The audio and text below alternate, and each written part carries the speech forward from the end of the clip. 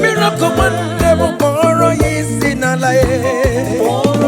Brother Peter ni borrow easy na lae. Oh, Jesus.